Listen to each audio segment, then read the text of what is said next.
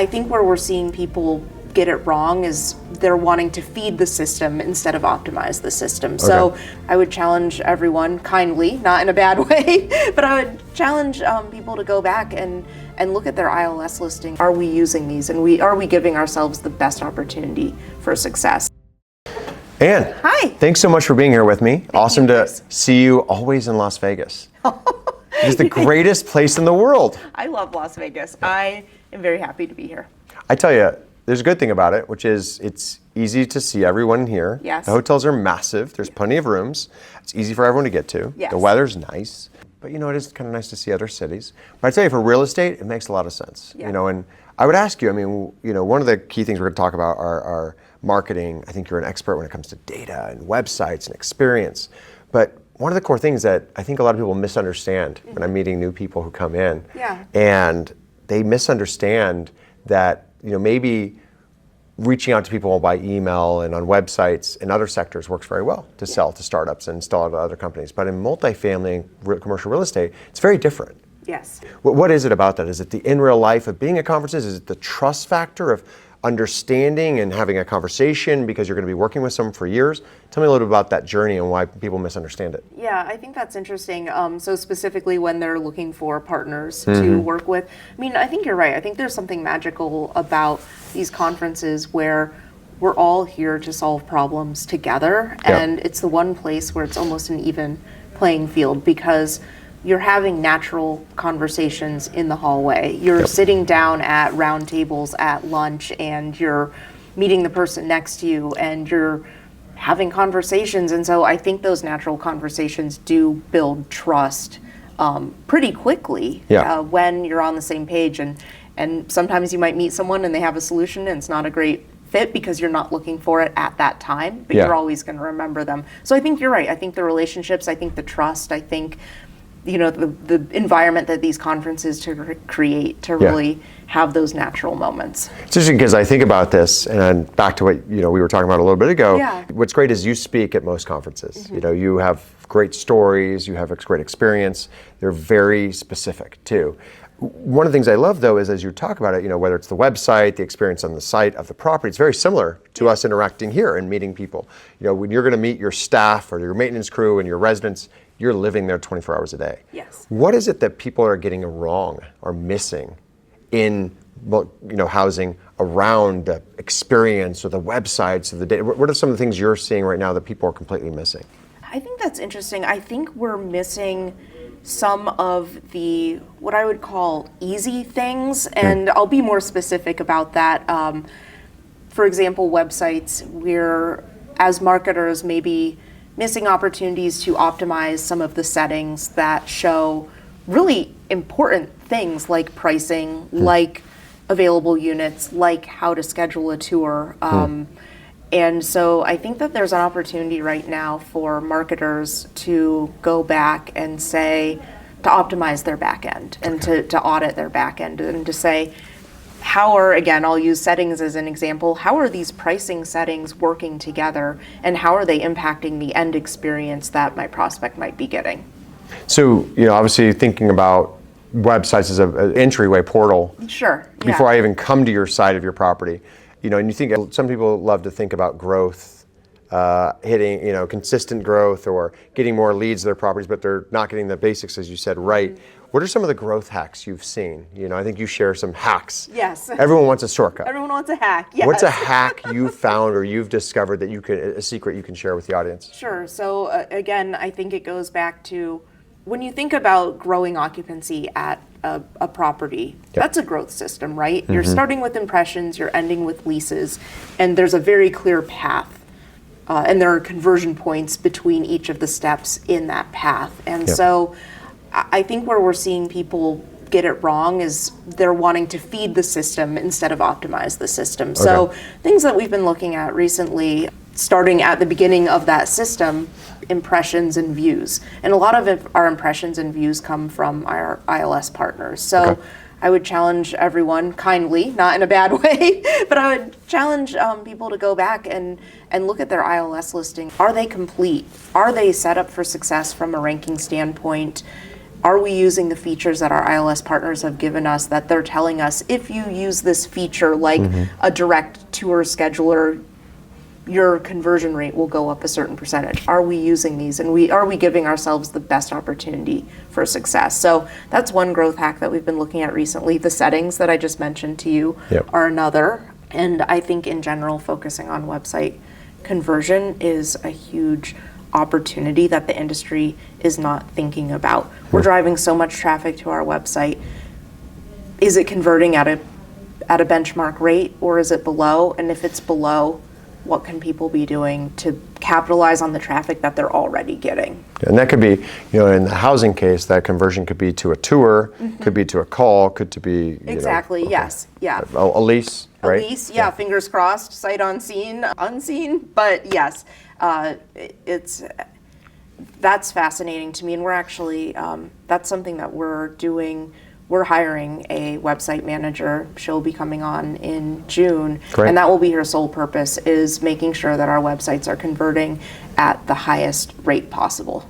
It blows my mind, actually, as important as marketing and storytelling about the place you're going to live. Yeah. Possibly a year, 2 years, 4 years, 6 years. And many of these websites, and I'm excited to hear that, are just surprisingly not exciting. And people wonder why, then they spend all this money making a brand, why residents don't have no clue that they actually are part of a bigger brand. Yep.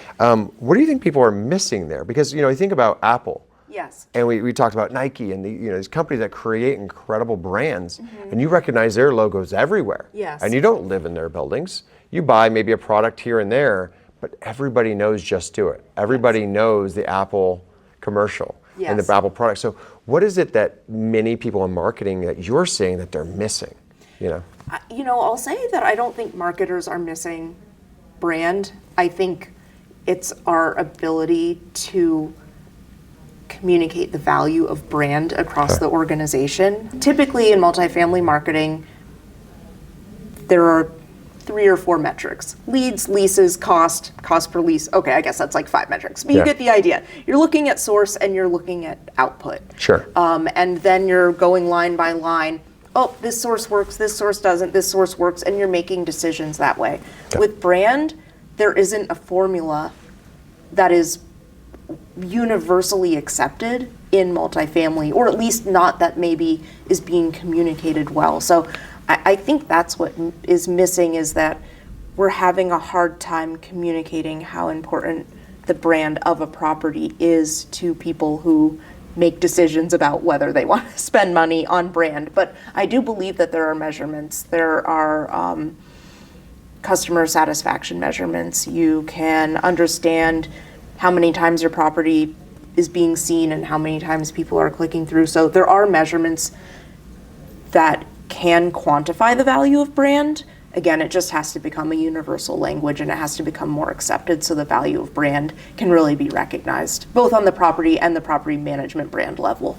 I've met some really incredible people in this industry who, like you, who are great speakers, leaders. They pay it forward, but they also share these great stories and lessons, and they're very curious. Yeah. Who are some of the people that stand out to you that are the great storytellers, the great marketers, the great data people who maybe have impacted you, and that other people should be thinking about following? Yes. Besides yourself, of course. No, yeah, not a plug for myself, but I'm very fortunate because I do have a really strong network in multifamily, and I'm so grateful for that.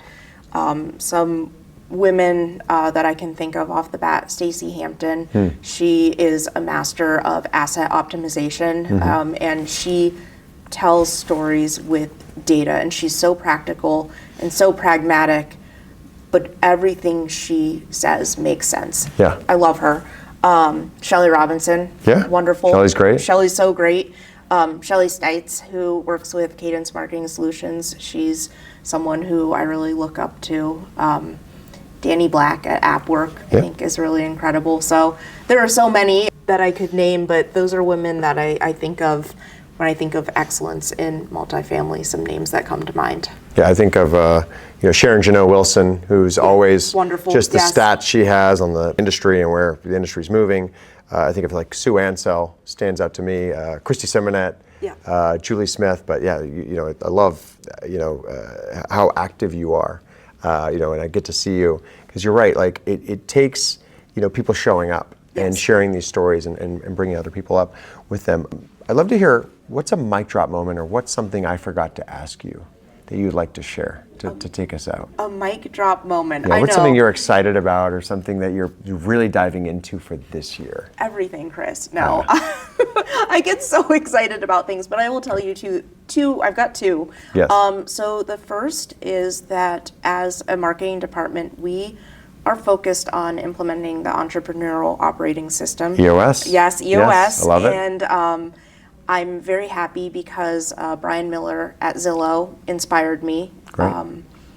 So he's wonderful too, by the way. That's another shout out. Sure.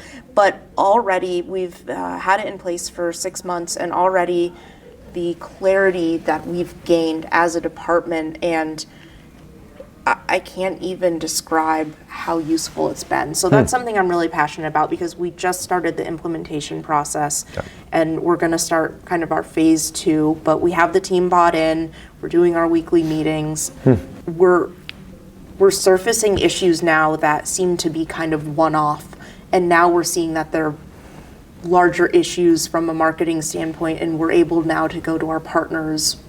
Before, something we might have written off, like, this is just a one-off thing. But now we're having these really wonderful conversations with our partners around expectations and processes, and it's been amazing. So I'm really passionate about that, and I'm excited to continue the implementation process. The other project that I'm just finishing up is basically an attribution project, where I went back and made sure that we were using the proper tracking URLs for all of our, that we were using the proper tracking URLs for all of our sources. 2, that if we had sources that were driving traffic to our websites and we weren't tracking it as a source, that we've added it as a source. So I'm hoping that we will see the traffic attributed to our property website decline because of that. And we'll also see some of the traffic sources that maybe weren't getting credit now start to surface in our reporting. Sure. And one of the things I think about is constantly the challenges of improvement. And EOS, I think, it's funny, some people will look at EOS and say it doesn't work, or it does work. But what's great about EOS is you can constantly improve and change it, and not everyone's on the same level. And so, the actionable next steps, that's something I've found in this industry is, how do you say, what are the specific things you're working on? What are the specific things you are improving on this week, this day, this month, and having targets? But thank you, Anne, for joining me. Yeah, thank you. As always. Really appreciate it. Yeah. Thanks. Cheers. Cheers.